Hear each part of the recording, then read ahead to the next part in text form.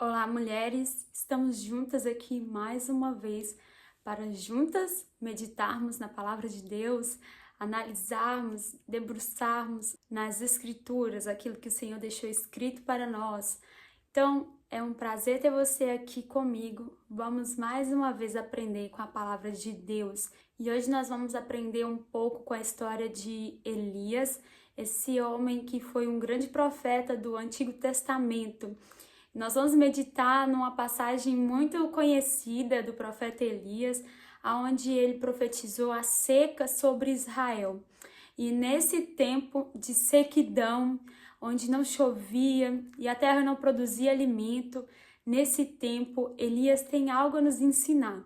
Quando nós passamos por momentos de sequidão, momentos de escassez, momentos de grande dificuldade, a Bíblia tem muitos exemplos de grandes homens e mulheres de Deus que têm muito a nos ensinar. Como eu sempre digo, a Bíblia ela é atualizada. Ela é mais atualizada que o jornal de amanhã. A Bíblia ela é para os dias de hoje. Apesar de ser um livro milenar, ela contém aprendizados que servem para o nosso dia a dia e tanto tem a nos acrescentar. Então vamos aprender com a palavra de Deus, porque o Senhor ele tem o melhor para cada um de nós e deixou essas histórias contidas na Bíblia Sagrada justamente para que nós hoje pudéssemos aprender com os erros e acertos desses homens e mulheres da Bíblia. Eu amo isso porque a Bíblia não camuflou a história de ninguém. A Bíblia poderia ter deixado somente os bons exemplos, mas a verdade é que ela conta os maus exemplos também, para que nós possamos aprender com os erros e também com os acertos. Então vamos aprender hoje com essa história de Elias.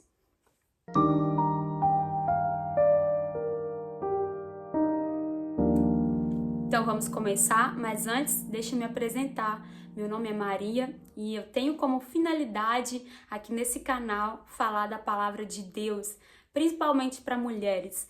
Esse é um ministério de Deus na minha vida e para mim é um prazer poder fazer isso. É sempre um prazer poder meditar na palavra de Deus. Então vamos lá, abra sua Bíblia em 1 Reis, capítulo 17, versículos 5 até o 6. Está escrito assim: Elias fez o que o Senhor ordenou e acampou junto ao riacho de Querite, a leste do Jordão. Os corvos lhe traziam pão e carne, de manhã e à tarde, e ele bebia a água do riacho. Olha só que incrível isso. A primeira coisa que eu aprendo aqui nesse texto é a forma de Deus trabalhar. A forma que Deus ele nos sustenta, a forma que Deus trabalha, a forma que Deus cuida. Isso me chama a atenção, porque, veja bem, os corvos traziam pão e carne, e o Senhor mandou Elias para perto de um riacho, onde ele teria água para beber.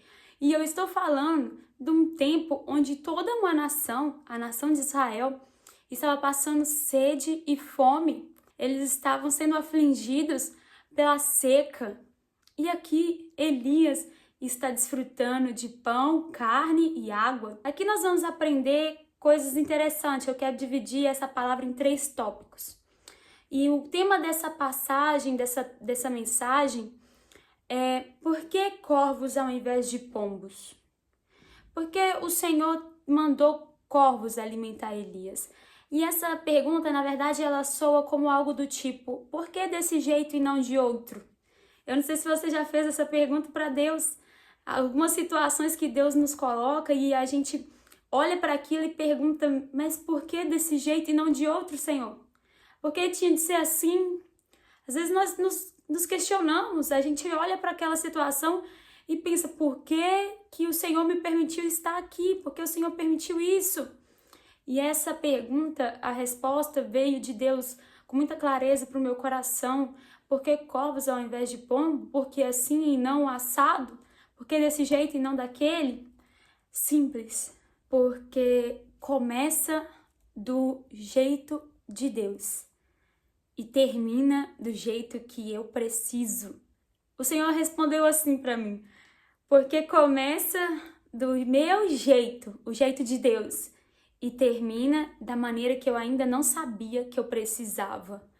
Então, ele faz além. O Senhor, ele trabalha além do que nós podemos entender, além do que nós podemos ver. O Senhor está muito além. A Bíblia diz que muito maior são os sonhos, os planos de Deus, muito mais elevados. Nós não conseguimos entender a mente de Deus. Quem entenderia? Nós, com as nossas limitações, muitas das vezes não conseguimos entender os propósitos de Deus.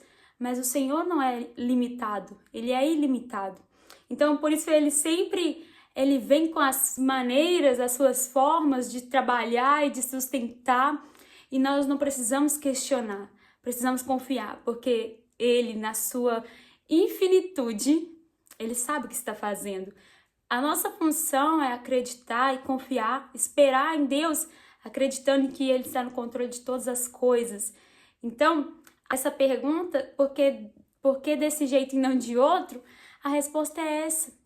Embora muitas das vezes nós não queremos essa resposta, mas aprenda a acreditar e confiar que Deus está no controle da sua vida e que você pode descansar. O segundo ponto dessa palavra é o lugar onde Deus nos sustenta.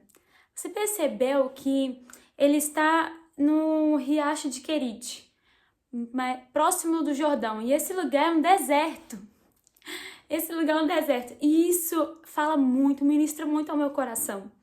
Porque o lugar onde Deus nos sustenta é um lugar de escassez. O lugar onde Deus manifesta a abundância dele é num lugar de escassez. Porque eu não sei se você já percebeu isso, mas se estiver tudo muito bem, se estiver tudo no seu lugar, se você já estiver farto, Deus vai vir e pode ser que você nem perceba. Porque a manifestação dele não vai fazer muito efeito, você nem vai perceber.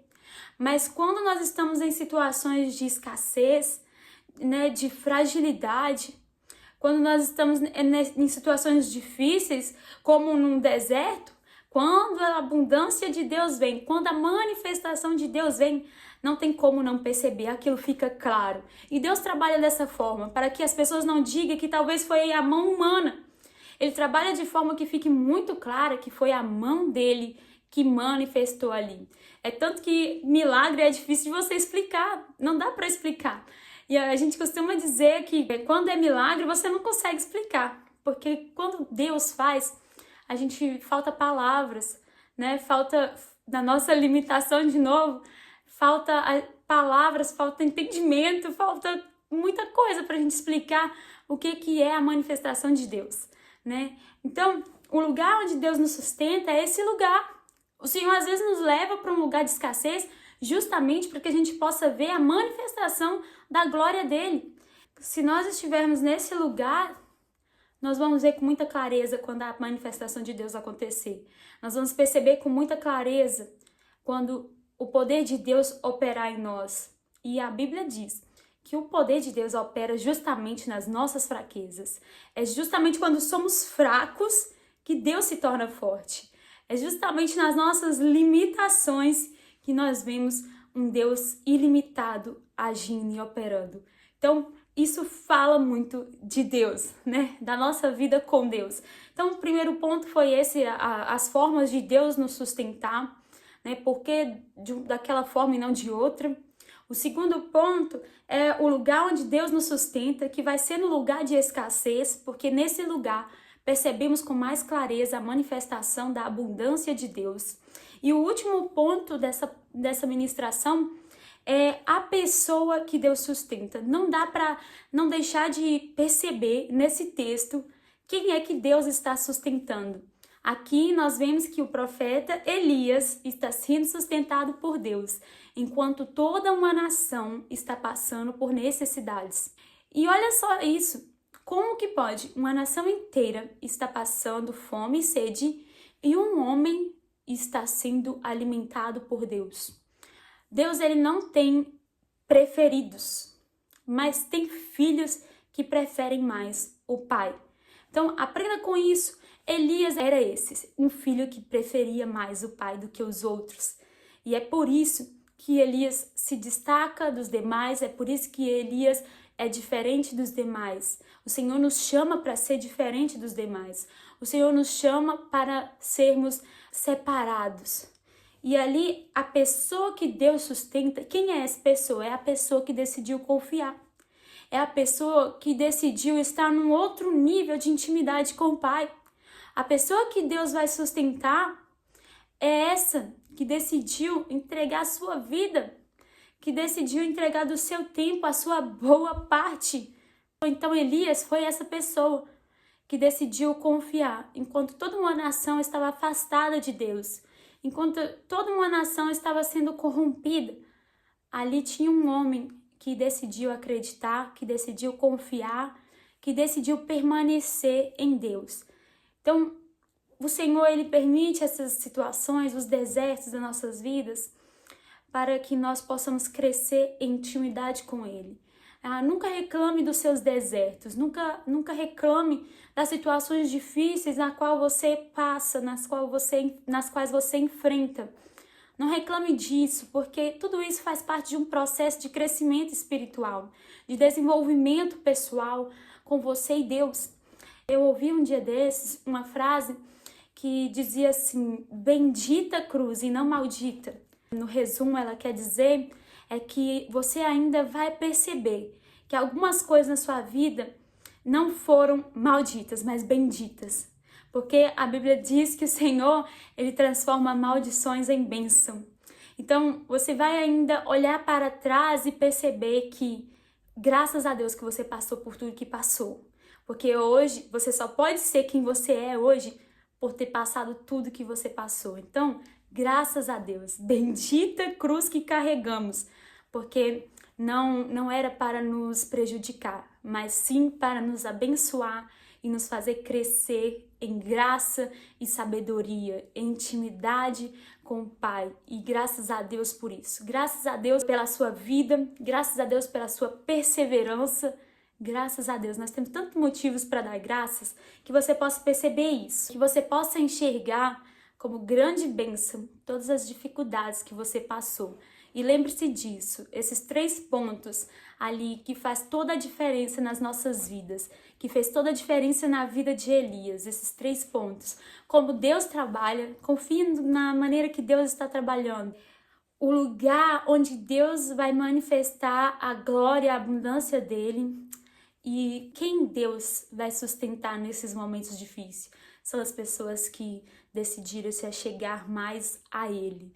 Lembre-se disso, guarde essa palavra no seu coração, medite na Bíblia, leia esses textos. Às vezes o Senhor vai falar ainda mais coisas, mais pontos, mais revelações através da sua leitura. Então, pratique a leitura bíblica, medite na palavra de Deus e Ele tem muito a te revelar, a te ensinar. Que você possa ter sido abençoada com esse devocional de hoje. Um beijo no seu coração e até o próximo vídeo.